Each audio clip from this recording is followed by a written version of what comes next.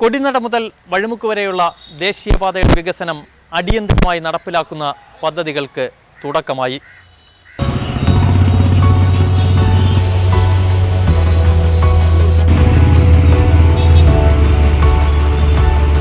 കൊടിനട മുതൽ വഴിമുക്ക് വരെയുള്ള 1.5 കിലോമീറ്റർ വികസനം അടിയന്തരമായി നടപ്പിലാക്കുമെന്നാണ് പാറശാല MLA CK ഹരീന്ദ്രൻ പറയുന്നത്.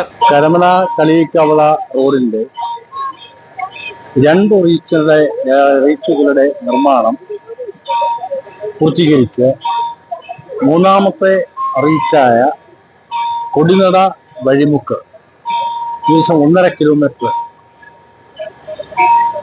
ഇനി ഏതാനും വീടുകൾക്ക് ഒഴിപ്പിക്കൽ നടപടി പൂർത്തീകരിക്കുമ്പോൾ വേവേലി കൊടുത്ത് സൊല്യൂഷൻ കൊടുത്ത് ഒഴിപ്പിക്കേണ്ടതായിട്ടുണ്ട്. അത് നിശ്ചയിക്കപ്പെട്ട തുക അവരുടെ ബാങ്ക് അക്കൗണ്ടിലേക്ക് വരും. ഓരോരുത്തരുടെയും കൈവശമുള്ള സ്ഥലം അളന്ന് തിട്ടപ്പെടുത്തി പണവും നിശ്ചയിച്ചിട്ടുണ്ട്. നടപടിക്രമങ്ങൾ പൂർത്തിയാവുകയാണ്. കിഫ്ബി PWDക്ക് ഫണ്ട് കൈമാറുകയും അതനുസരിച്ച് കളക്ടർ വഴി ഈ ഭൂമി ഉടമകൾക്ക് സൊല്യൂഷൻ നൽകുകയും ചെയ്യും. അതിനുള്ള നടപടിക്രമങ്ങൾ പൂർത്തിയാവുന്ന ഒരു ഘട്ടമാണ്. സ്ഥലം വിട്ടു നൽകിയവർക്കുള്ള ഫണ്ട് വിതരണവും എത്രയും വേഗം പൂർത്തീകരിക്കുമെന്നാണ് CK ഹരീന്ദ്രൻ പറയുന്നത്. തുടർന്ന് ഈ സ്ഥലത്തേക്കുള്ള റോഡ് നിർമ്മാണം കിഫ്ബിയുടെ മുമ്പിൽ DPR ഉണ്ട്. അതനുസരിച്ച് ടെൻഡർ നടപടിയിലേക്ക് വിടും. ടെൻഡർ നടപടി പൂർത്തിയാക്കുന്ന മുറയ്ക്ക് എടുക്കുന്ന കരാറുകാരനെ കൊണ്ട് പണി ആരംഭിക്കുകയും ചെയ്യും.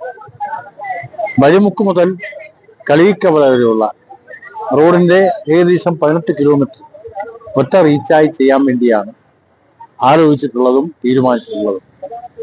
അതിന്റെ അടിസ്ഥാനത്തിൽ ലഡാർ സർവേ ഇതിനകം തന്നെ പൂർത്തിയാക്കി.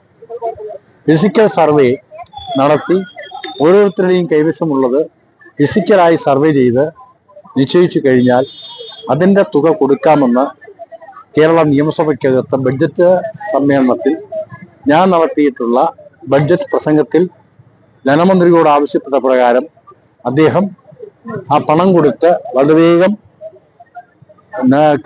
റോഡിന്റെ നിർമ്മാണത്തിന് വേണ്ടി ആവശ്യമായ സഹായം ചെയ്യാമെന്ന് സമ്മതിച്ചിട്ടുണ്ട്.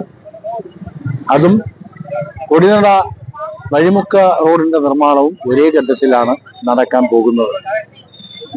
ഈ നിലയിൽ ഈ നടപടിക്രമങ്ങൾ പൂർത്തിയാക്കി കരമന കളിയിക്കവള റോഡ് പൂർത്തിയാവുന്നതോടുകൂടി തമിഴ്നാടും കേരളവും തമ്മിലുള്ള ബന്ധം കൂടുതൽ ദൃഢകരമാവുകയും ഏറ്റവും വലിയ വികസനം സാധ്യമാക്കുകയും ചെയ്യും.